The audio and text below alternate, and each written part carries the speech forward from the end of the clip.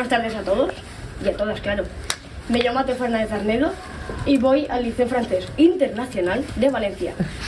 He querido venir a este concurso porque la IA pues, es un tema muy importante para nuestro futuro y pues yo no sé mucho y aquí, como trataba de la IA, sobre la IA, pues podría aprender mucho. Y bueno, que... ya está, nada más. Bonjour, je m'appelle Mathieu Fernandez Arnedo et je suis fabuliste au lycée français international de Valence. J'aimais beaucoup Barcelone car je n'avais jamais visité Barcelone et c'est une très belle ville. Et bon, au revoir.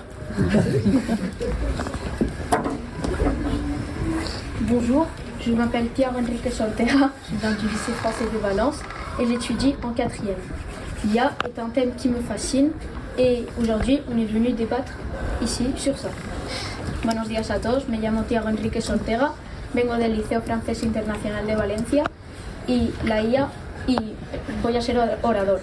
La IA es un tema que ha venido para quedarse y hoy aquí vamos a debatir sobre eso. Gracias a todos y a todas. Buenos días, me llamo Pablo Varela, tengo 13 años y vengo del Liceo Francés de Valencia. Si estoy aquí es porque el tema de la IA me apasiona. Bonjour, je m'appelle Pablo Varela, j'ai 13 ans, je viens du Lycée Français de Valence et si je suis ici, c'est car le sujet de l'IA me passionne. Merci au jury. Buenos días a todos y todas, me llamo Kenza Berry, voy al Liceo Francés Internacional de Valencia y soy fabulista. Hoy les voy a presentar mi fábula sobre los robots y la IA porque es un tema que puede impactar el futuro de cada uno de nosotros y es un proyecto que me hace mucha ilusión. Bonjour à tous et à toutes, je m'appelle Kenza Berry, je viens du Lycée Français International de Valencia et je suis fabuliste. Aujourd'hui, je vais vous présenter ma fable sur les robots et l'IA, car c'est un thème qui peut impacter le futur de chacun d'entre nous et c'est un projet qui m'enthousiasme. Merci beaucoup. Hola a todos y a todas, me llamo Charlotte Mata y vengo del Liceo Francés de Valencia. Soy una de las oradoras de mi grupo y veo en este proyecto una experiencia interesante que nos puede permitir reconocer a nuevas personas y debatir sobre nuestros diferentes puntos de vista. Bonjour à tous et à toutes, je m'appelle Charlotte Mata et je viens du Lycée Français International de Valence. Je suis l'une des oratrices de mon groupe et je vois dans ce projet une expérience enrichissante qui peut nous permettre de connaître de nouvelles personnes et de débattre sur nos différents points de vue.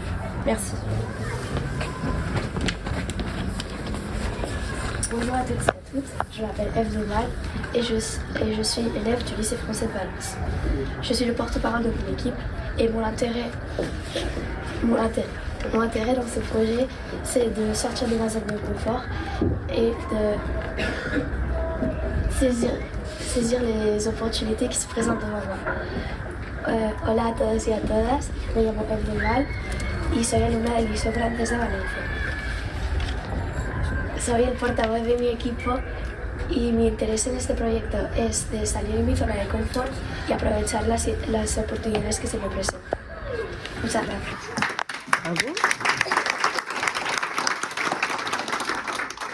Notre rapport au travail va-t-il être changé par l'IA? Si oui, il sera changé à cause de l'IA ou grâce à l'IA? Pour introduire ce débat, on va écouter deux fables qui illustrent la problématique, chacune d'une manière différente. Mathieu Fernandez.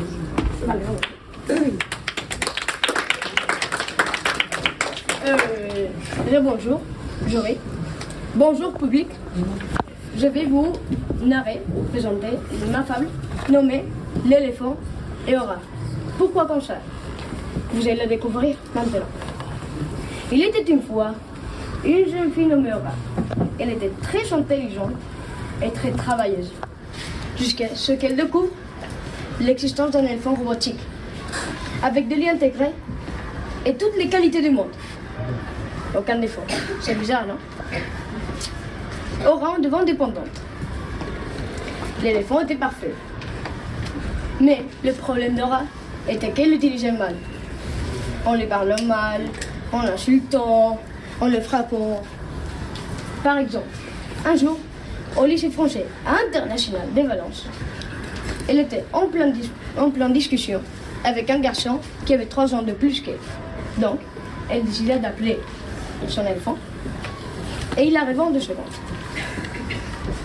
Aide-moi à gagner cette dispute, ordonna la jeune fille. Non, je ne veux pas, répondit l'éléphant. Attention, si tu ne fais pas ce que je te dis, tu ne vas pas manger et je vais te taper, dit la jeune fille. Je ne veux pas, je me résiste, s'exclama l'éléphant. J'ai décidé que tu vas vivre pendant toute ta vie dans la poubelle, décida Ora. Non, non, s'il te plaît, non, répondit l'éléphant. Donc, aide-moi, demanda Ora. Non, s'exclama l'éléphant. Donc, tu vivras pendant toute ta vie dans la poubelle, et dit la jeune fille. D'accord, je dormirai pendant le reste de ma vie dans la poubelle, bafouilla l'éléphant. Alors, l'éléphant vécut pendant toute sa vie dans la poubelle. Pendant 20 ans, eut des idées trotta sur la tête de l'éléphant, qui n'appellera conquérir le monde et fit une armée de millions d'animaux robotiques, des singes, des serpents, des lions, des éléphants. Le 15 février 2046 arriva le moment d'exécuter le plan. Ils allaient kidnapper Ora, la citoyenne reine des sciences, et la traiter comme une esclave, comme elle avait fait avec son robot avant. C'était fait. Ora fut kidnappée, la citoyenne reine des sciences, et fut traitée comme une esclave. Elle fondit en larmes. Elle demanda des excuses pour tout ce qu'elle avait fait et put dire sur lui. L'éléphant, bien qu'il était un robot, il avait un petit cœur et la pardonna. La morale de cette histoire est que l'IA et les robots ont une mémoire d'éléphant. Ils ont beaucoup de futurs en tête et à nos tours des humains de contrôler et respecter ce type d'intelligence. Merci de m'avoir écouté.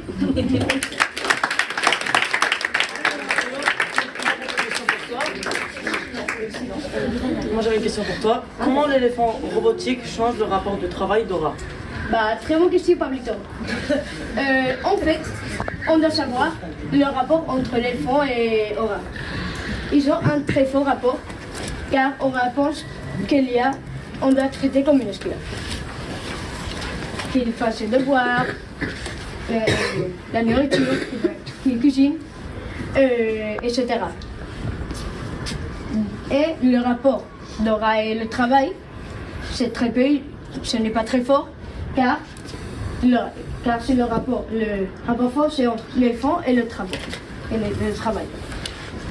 Donc, Ora apprendre à ne pas aimer, à détester travailler, car elle n'a aucune idée de travailler. Merci. C'est ma réponse. Merci. De rien, pas du tout. Très bien, Olivier. Maintenant, on va accueillir Kenza qui va nous présenter sa fac aussi. Je vais vous présenter ma fac qui s'intitule Le guépard et la limace. Maître Lion lança un jour un défi aux animaux de sa classe. Un rallye lecture pour occuper les vacances de Fayas, la fameuse fête du bruit et du feu de Valence. Maître Lion commença à expliquer les consignes. Pour remporter le concours, il fallait écrire un résumé détaillé de chaque livre lu. Au total, il y avait 7 livres. Dès le début des vacances, la limace se rendit compte que 7 livres correspondaient au nombre de jours dans la semaine. Elle se voyait déjà lire un livre et en faire un résumé du lundi au dimanche. Pendant ce temps, le guépard, qui était un fils à papa, demanda à son père de lui acheter le dernier modèle de robot lecteur qui avait une IA intégrée. Le guépard pensa que le défi du rallye lecture ne valait pas la peine de gâcher sa semaine de vacances. Donc, il demanda à son robot de faire les résumés à sa place. 5 jours passèrent. Le guépard n'avait touché ni livre, ni feuille, ni stylo. Trop occupé qu'il était à jeter des pétards et des feux d'artifice avec ses amis félins. Mais il vérifia quand même le travail de son robot. Comme ce dernier ne pouvait pas trouver des détails cruciaux sur Internet, les résumés n'étaient peut-être pas formidables. Mais cela, le guépard ne pouvait pas le savoir, vu qu'il n'avait lu aucun livre. Le jour de la rentrée, Maître Lion commença à ramasser leurs travaux. Et il prit la parole. « Chers élèves, je sais que vous avez passé beaucoup de temps à travailler, à lire, mais surtout à écrire vos résumés. Mais je ne vais pas lire vos résumés. Je vais faire mieux que cela. Je vais vous interroger oralement. » Le guépard, en entendant ça, se cacha sous la table, car il ne voulait pas être interrogé. La limace, qui était assez timide, prit son courage à deux mains, ce qui était un exploit pour une limace. Et elle demanda la parole. Maître Lion la lui donna et lui posa des questions sur chacun des livres qu'elle avait lus. La limace répondit parfaitement à toutes les questions. Maître Lion resta bouche bée. Et il lui attribua la note de 20 sur 20 et la félicita pour son travail. Puis vint le tour du guépard. Maître Lion commença à lui poser des questions, mais le guépard ne répondit à aucune d'entre elles. Maître Lion revit ses exigences à la baisse et posa des questions plus simples. Mais le guépard ne répondit pas et baissa la tête. Maître Lion lui demanda comment pouvait-il faire pour rendre des résumés assez corrects, mais ne savait pas donner le titre des 7 livres. Le guépard avoua qu'il avait triché avec son robot lecteur. Maître Lion fut très déçu et lui mit un 0 sur 20. En rentrant chez elle, la limace expliqua fièrement à ses parents la note qu'elle avait eue, tandis que le guépard courut dans sa chambre car il avait très honte de sa note. Et il s'en prit à son robot, en lui disant que c'était de sa faute. Celui-ci protesta calmement qu'il avait prévenu que ses résumés pouvaient contenir des erreurs et n'étaient pas complets. Et il ajouta les mots suivants. Qui se précipite pour finir son travail et délègue son travail à une intelligence artificielle n'apprend rien. Tandis que celui qui prend le temps de travailler et d'apprendre en sortira la tête haute et pleine. Merci de m'avoir écouté.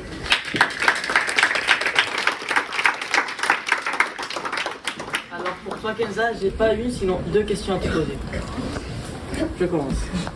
Quel est le rapport entre ta fable et la problématique? Le rapport, c'est que dans ma fable, on voit que le guépard a totalement confiance en une IA et lui fait totalement vraiment confiance pour lui donner son travail. Et le rapport par rapport à son travail n'est ni sain ni honnête. Alors que la limace prend le temps de travailler et prend du plaisir à le faire. Merci. Et maintenant la deuxième et dernière question.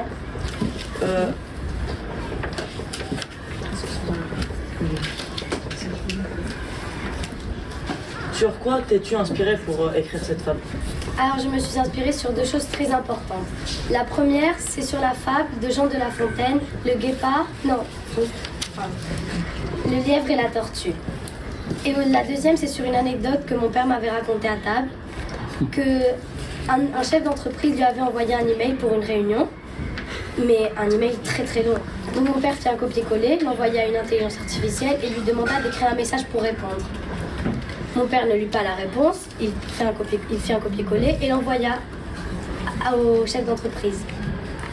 Sauf que le lendemain, dans la rue, mon père trouva ce chef d'entreprise et ils commencèrent à parler sur la réunion. Sauf que mon père n'avait aucune idée et le chef d'entreprise lui dit « Le message que tu m'as envoyé, je n'ai pas très bien compris l'idée que tu avais en tête. Est-ce que tu pourrais me l'expliquer ?» Sauf que mon père, comme ne savait pas de quoi il parlait, dut avouer la vérité, qu'il avait triché, qu'il avait utilisé une intelligence artificielle. Et voilà. Merci. Donc je passe la parole à mes camarades de Valence pour qu'ils puissent réaliser leur débat. Merci. Maintenant, je vais donner la parole aux orateurs qui vont débattre sur la problématique suivante. L'intelligence artificielle va modifier notre rapport au travail.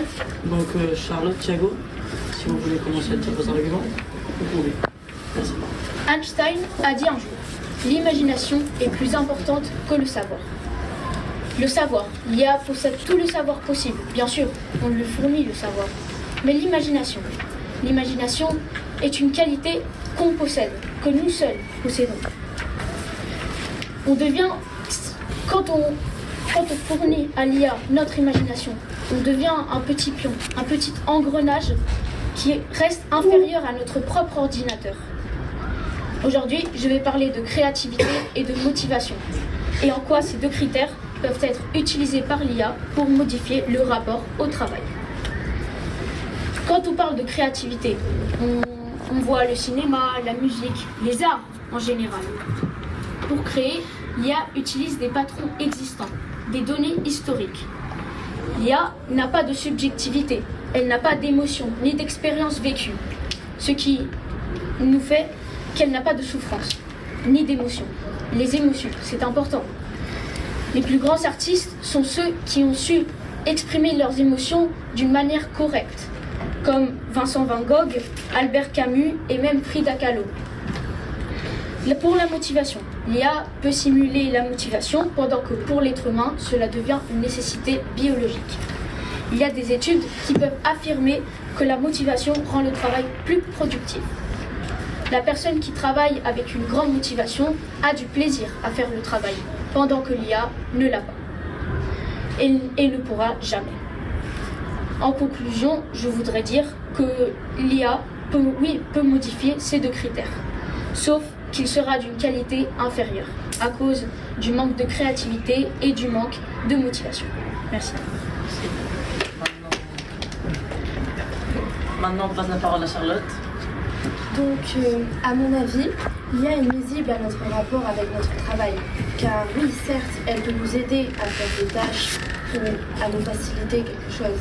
Mais le rapport qu'on a avec notre travail est bien différent. Même nous, en tant qu'élèves, les études peuvent nous sembler désagréables pour certains ou agréables pour d'autres.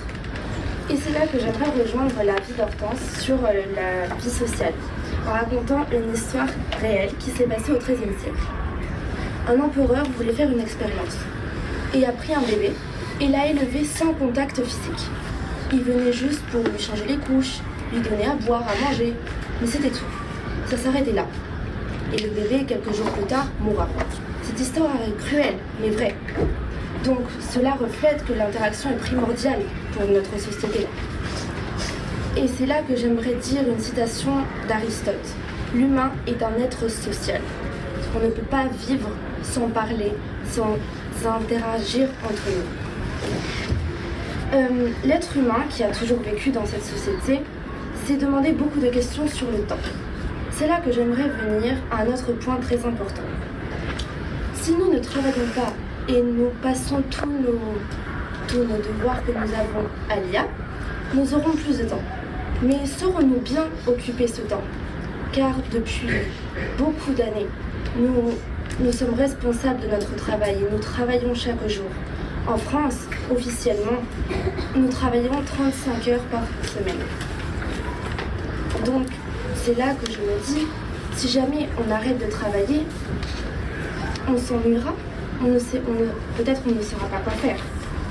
Pour conclure mon avis, j'aimerais dire que si vous ne voulez pas que votre rapport avec le travail ne soit modifié négativement par l'IA, levez la tête de vos écrans et allez profiter la vie qui vous reste. Et c'est là que j'aimerais dire une deuxième citation de Bunbury, qui est un chanteur espagnol. La vie, c'est ce qui se passe au-delà de l'écran. Merci.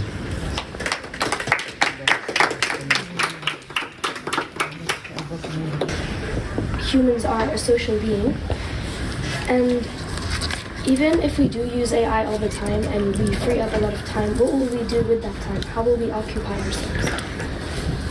So essentially work is useful and is essential. Also, if you go to work, you meet people, which comes back to being social, like she said, and you meet less people the less you go out and go to work. Then, then Tiago really focused on creativity and motivation. He said that AI doesn't have emotions, doesn't have any sufferance, has no motivation, and that's really important to create masterpieces like music or art pieces. And motivation makes work pleasant and fun. And that's really like, if you don't have motivation, you cannot like the work that you are doing. And if you don't have motivation or sufferance, you can't be creative. As Thiago cited from Einstein, Einstein said that imagination is greater than knowledge, and creativity is much bigger than all of that. Yes, knowledge is important because if you don't know things, it's going to be difficult to get through life. But imagination is so much more deeper than that. So I think that this debate was really interesting, and that I had a lot of fun listening to everything that everyone said, even on this other team. So I'd like to thank all of you, the public and the jury, and all the teachers that helped us organize this, for organizing this.